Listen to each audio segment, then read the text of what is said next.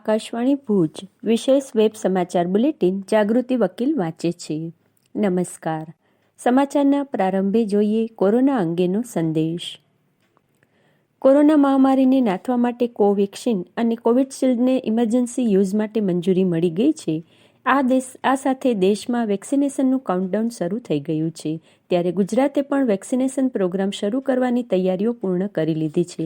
આ અંગેની જાહેરાત આજે રાજ્યના મુખ્યમંત્રી રૂપાણીએ કરી હતી. મુખ્યમંત્રી રૂપાણીએ જણાવ્યું હતું કે ગુજરાત કોવિડ-19 કોરોના સામેના વેક્સિનેશન માટે સંપૂર્ણ સજ્જ છે. હવે ટૂંક સમયમાં જ આ મેડ ઇન ઇન્ડિયા વેક્સિન આવી જવાની છે અને રસીકરણ પણ શરૂ થવાનું છે. ગુજરાતમાં આ રસીકરણની સંપૂર્ણ તૈયારીઓ રાજ્ય સરકારે કરી લીધી છે. કોલ્ડ ચેઇન બની ગઈ છે, સર્વેક્ષણ કામગીરી થઈ ગઈ છે તથા રસીકરણ માટેની તાલીમ પણ કર્મીઓને અપાઈ ગઈ છે. ભારત સરકાર રસીકરણ પ્લાન જાહેર કરે કે તરત જ ગુજરાતમાં પણ વેક્સિનેશનની કામગીરી રાજ્ય સરકાર શરૂ કરી દેવા સુસજ્જ છે. મુખ્યમંત્રી વાસણભાઈ આહિરના હસ્તે Gujarat energy transmission corporation limited દ્વારા નિર્માણ પામનાર એક સાથે 266 kVના સબસ્ટેશનોનું ભૂમિપૂજન કરવામાં આવ્યું હતું. ભુજ તાલુકાના ભારાપર ખાતે ભારાપર અને મમુઆરામાં ₹776.90 લાખના ખર્ચે 66 kV સબસ્ટેશનોના ભૂમિપૂજન વિધિ તકતીનું અનાવરણ રાજ્યમંત્રીના હસ્તે કરાયા હતા. જેના પરિણામે ભારાપર મમુઆરા આસપાસના 15થી 18 ગામની લો વોલ્ટેજ સમસ્યા ઉકેલાશે. આ અંગે પીજીવીસીએલના અધિકારી શ્રી ગરવાએ આ મુજબ જણાવ્યું હતું. એ રીતે વર્ષ 2020-21માં એટલે કે ગત વર્ષમાં આપણે ટોટલ 11 વીજ ફીડરોને કાર્યાન્વિત કરવાનું લક્ષ્યાંક હતું. એમાંથી અત્યાર સુધીમાં આપણે 7 સબસ્ટેશન કાર્યાન્વિત કરી દીધા છે અને બાકીના 4 સબસ્ટેશનનું અત્યારે કામ ચાલુમાં છે, જે લગભગ માર્ચ એન્ડ સુધીમાં પૂર્ણ કરી દેવામાં આવશે અને જેને કારણે આ વોલ્ટેજની સમસ્યાઓ અને સાતત્યપૂર્ણ વીજ પુરવઠો સમસ્યાઓ જે તે વિસ્તારની હોય એ નિવારી શકે. રાજ્ય સરકાર દ્વારા ધોરણ 9 થી 12ના અભ્યાસક્રમમાં 30% ઘટાડો કરવામાં આવ્યો છે અને પરીક્ષા પદ્ધતિમાં પણ ફેરફાર કરવામાં આવ્યો છે.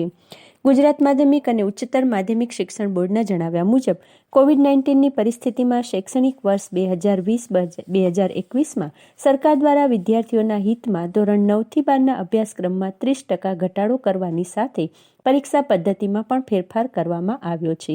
જેમાં હેતુલક્ષી પ્રશ્નોનું પ્રમાણ પહેલા 20% હતું, જે હવે વધારીને 30% કરવામાં આવ્યું છે.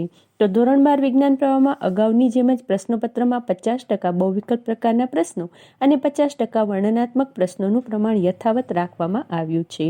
ધોરણ 9 થી 12ના પ્રશ્નપત્રોમાં વર્ણનાત્મક પ્રકારના પ્રશ્નો ઇન્ટરનલ ઓપ્શનને બદલે જનરલ ઓપ્શન આપવામાં આવનાર છે.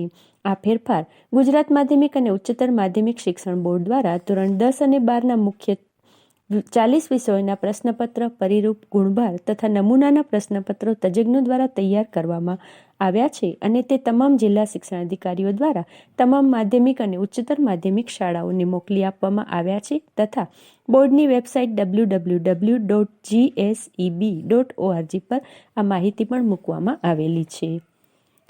સુરતની દિવ્ય holistic healing world international register yoga સંકુલ દ્વારા આયોજિત ઓનલાઈન સ્પર્ધામાં કચ્છની યુવતી હિના રાજગોરે નોનસ્ટોપ 108 સૂર્ય નમસ્કાર કરી એવોર્ડ મેળવ્યો હતો.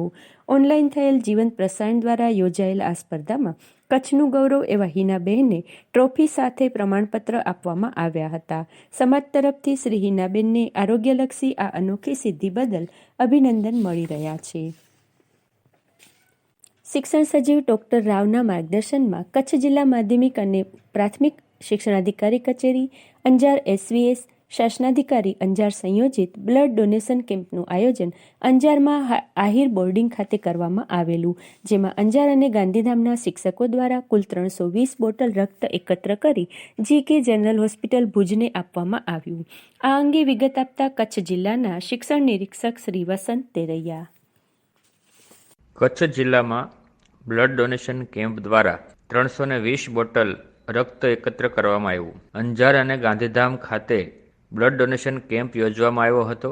ટીમ એજ્યુકેશન દ્વારા ભુજ, અંજાર, રાપર, ગાંધીધામ અને ભચાઉ એમ 5 તાલુકાઓમાં સમયાંતરે બ્લડ કેમ્પ યોજીને કુલ 715 બોટલ રક્તદાન કરીને GK જનરલ હોસ્પિટલ ભુજને આપવામાં આવ્યું છે. ધોરડોમાં ગુજરાતી ફિલ્મ એક્સેલન્સ એવોર્ડ સમારોહ યોજાનારો છે. આગામી 31 જાન્યુઆરીએ કચ્છના ધોરડો ખાતેના ટેન્ટ સિટીમાં પ્રથમ વખત જાહેર થયેલ ગુજરાત ફિલ્મ એક્સેલન્સ એવોર્ડનો સમારોહ યોજાશે એવું સૂત્રોએ જણાવ્યું હતું. વર્ષ 2019-20માં રિલીઝ થયેલ ગુજરાતી ફિલ્મોનું તારીખ 23મીએ નોમિનેશન જાહેર થશે. તારીખ 30 અને 31 જાન્યુઆરીએ ફિલ્મ ઇન્ડસ્ટ્રી સાથે સંકળાયેલ મુંબઈ અને ગુજરાતના નામી કલાકારો અને કસબીઓ વિશ્વવિખ્યાત કચ્છના રણોત્સવમાં ટેન્ટ સિટી ખાતે મહેમાન બનશે. આ કાર્યક્રમ માટે ગુજરાતી ફિલ્મોને તારીખ 9 જાન્યુઆરી સુધી નોમિની માટે એન્ટ્રી મોકલવાનું આયોજકોએ જણાવ્યું હતું. અને આ સાથે આ વિશેષ વેબ સમાચાર બુલેટિન પૂરું થયું. નમસ્કાર.